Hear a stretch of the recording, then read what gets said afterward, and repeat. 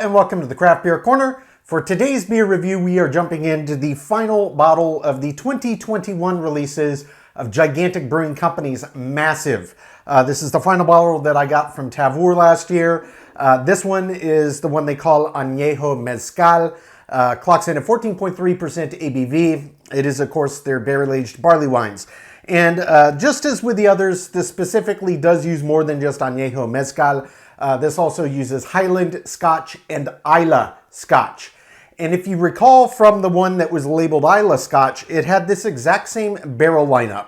So I don't know what the difference between them may be, but that's certainly one thing I'm going to be interested to find out.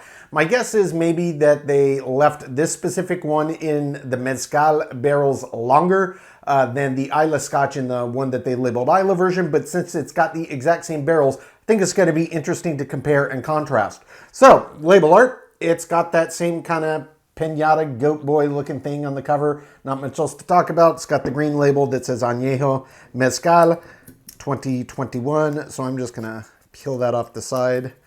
Set that over here. It's just a sticker. No big deal. Get that cracked. And of course, we are still using our trusty stout glass that works great for barley wines. Get that poured right in. Oh yeah, it's that classic caramel color, just as I would expect to see on this. They have all been that color. This one, very active in terms of carbonation, but it actually formed a pretty good head here. In case that collapses quicker than I'd like, I am going to immediately get right up in it. I can tell you I can already really smell that mezcal coming off of this. So let's get right up over it for us, Neff.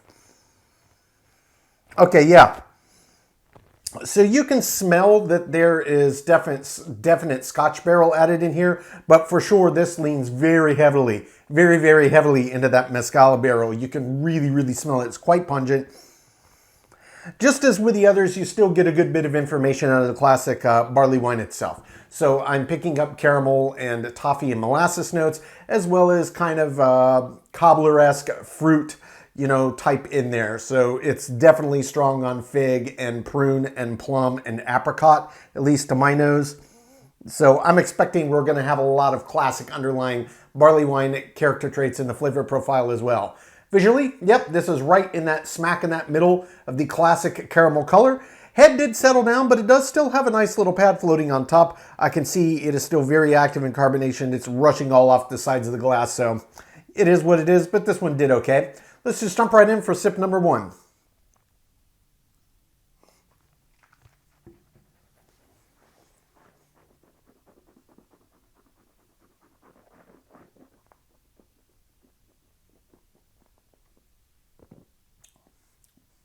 Ooh, yeah.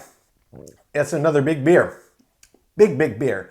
So, body and mouthfeel on this is, in general, more or less what I expected. The body maybe feels kind of medium heavy-ish. I'd expect pushing 14.5% that it would be a bit more robust than it is, but it definitely doesn't feel light.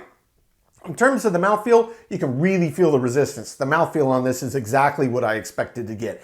Very thick, very resistant, and this one does get extremely creamy, extremely silky when you agitate around the palate. So the body's not quite as weighty as I expected, but the mouthfeel is everything I expected. It's top marks there. In terms of the flavor profile when you swallow, this one's definitely interesting compared to the others. So I see why they called this specifically the mezcal barrel. It definitely leads a lot more strongly in the mezcal side, even though it also does have the mix of the Highland Scotch and the Islay Scotch barrels in it as well, just as the last Islay Scotch labeled version that we tried last time, several reviews ago. But it leans heavily in that mezcal side. So it really pops with that astringency that you get from mezcal, or certainly tequila as well. Very much a related drink. But the other thing that kind of caught me by surprise on this is just this rich, earthy intensity and kind of smokiness. Now mezcal, they do smoke the plant. That's a fact. That's part of the process of making mezcal.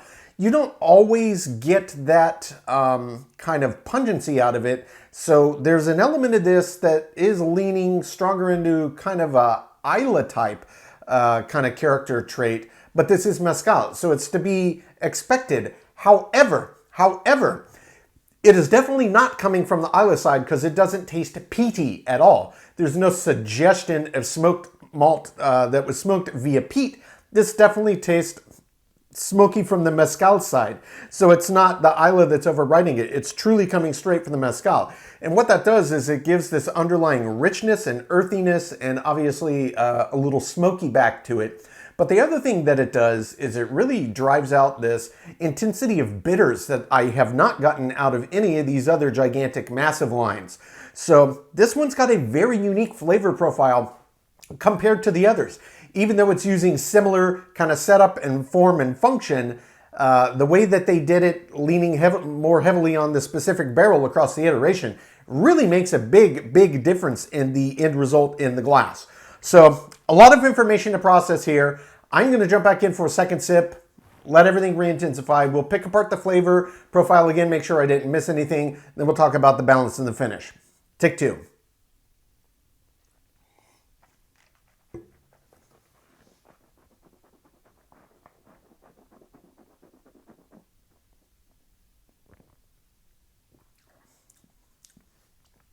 Up front, clear, present, barrel sensation, taste of spirits. You also get immediately behind it, within the first 2 seconds, big burst of that kind of caramel and toffee underplay out of the malt bill. Some of the more fruity, subtle accents start to come in and out, but there's much less of that dancing around in this flavor profile than there is this caramelization, this earthiness, this smokiness coming out of the flavor profile in this beer. So kind of the fruit I'm getting is a little bit of apricot, a little bit of plum. That's really the only kind of fruit accents I'm tasting in this, but it's got very big ribbons of caramel and buttered toffee, and it's got this nice rich earthiness and this underpinning of smokiness and this kind of ribbon of molasses that floats in the back as well. So this is definitely one of the more interesting flavor profiles compared to the others like this that I've tried. It's really good. It's really unique kind of in their lineup, and I like where it sits. I was expecting that the Islay Scotch one in particular would probably be my subjective personal favorite. I think that this is so different and it's got so many more different subtleties to it that subjectively this would be the one I would go for if you offered me any of that lineup again. But it's really good, guys. In terms of balance, the balance between the barrels that they used is particularly nice because it is leaning strongly on that mezcal character. That's up front, you get it in the aroma, you get it in the flavor profile, and then it plays all these other nuanced characteristics into the malt bill. In terms of some of the classic underlying barley wine flavors you would normally find, look, they're not all in here, there's just a handful, but it's leaning so heavily in such a big, bold, in-your-face direction, I can't say I'm honestly surprised. And not all barley wines are going to have these aromas or flavors anyway. There's a very broad spectrum of things that are very common. This focuses in really on kind of the barrel and the caramelization notes, which is really nice. You don't always get that on a barley wine. It's a nice change up. So for my money, the balance on this is particularly great. And then the finish on this, as you might expect, it's a big multi-barrel aged barley wine at pushing 14.5%. Yes, it's very long. Just like typical barley wine, it's very wet, it's full, it's round all the way to the end, and the flavor really does linger on the palate long after each sip. On this one, it drives with lingering kind of caramelization from the malt bill underneath, as well as still some of that subtle smokiness and that very distinct kind of astringency of the mezcal barrel that floats on the back of the palate. Almost even parts all the way to the end when it finally dissipates to nothing, which takes nearly 2 minutes on the end of each sip. Guys, this is a really good one. I'm kind of glad I saved this one for last, but I'm going to take my time, sip on this, come up with my scores. When we come back, we will get this beer ranked from top to bottom.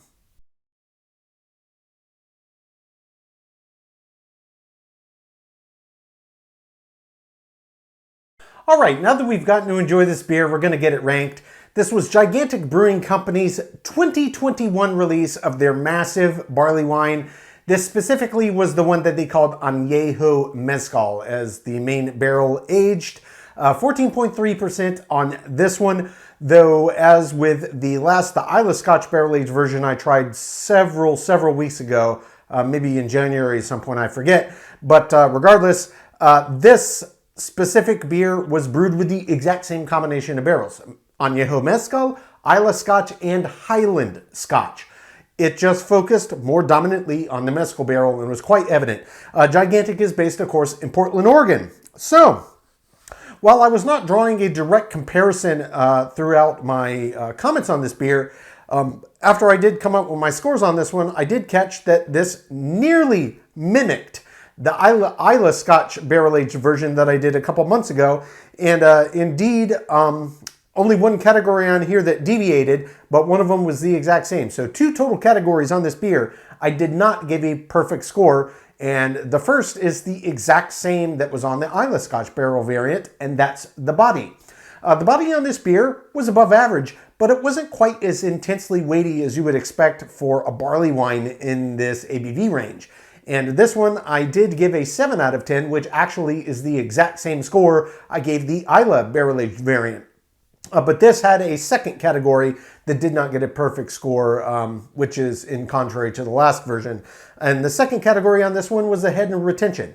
The head and retention on this definitely did above average, no doubt about it. It did a pretty good job and it stuck around for a while, but it just didn't last quite as long as I was hoping. As we know, barley wines are very active in terms of carbonation, so you don't typically know what you're going to get, but I don't ever really expect to have a really, really long-lasting head that retains. This one definitely did above average though, and I did give it an 8 out of 10, which does of course leave a perfect 10 out of 10 in the remaining 8 categories. That's aroma, taste, mouthfeel, finish, appearance, balance, feeling/intangible, my subjective thoughts category, and finally example of style. So the total score on this mouthful of a beer name, Gigantic Brewing Company's 2021 massive Añejo Mezcal barrel-aged variant, is a 95 out of 100.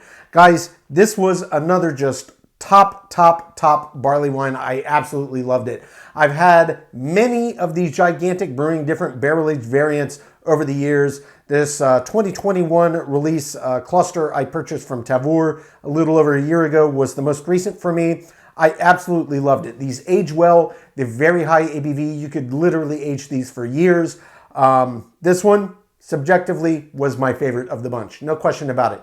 Even though the score maybe wasn't as high on a few of the other variants, this was my personal favorite. I absolutely loved it. If you're a big fan of barley wine or barrel-aged beers, or both, these absolutely need to be on your radar. I do get mine from Tavour, but I would guess if you check Craft Shack, Total Wine, maybe some other local places, if you live in the Pacific Northwest, yeah, these should be reasonably easy to get. They release new versions every year, and this was absolutely fantastic.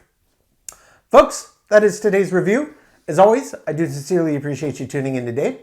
Please don't forget to like, comment, and subscribe. And if you want to stay in the loop when our videos go live, just turn on your notifications, hit that bell icon. Until next time, keep it beer, keep it craft. We'll see you on the next one. Cheers.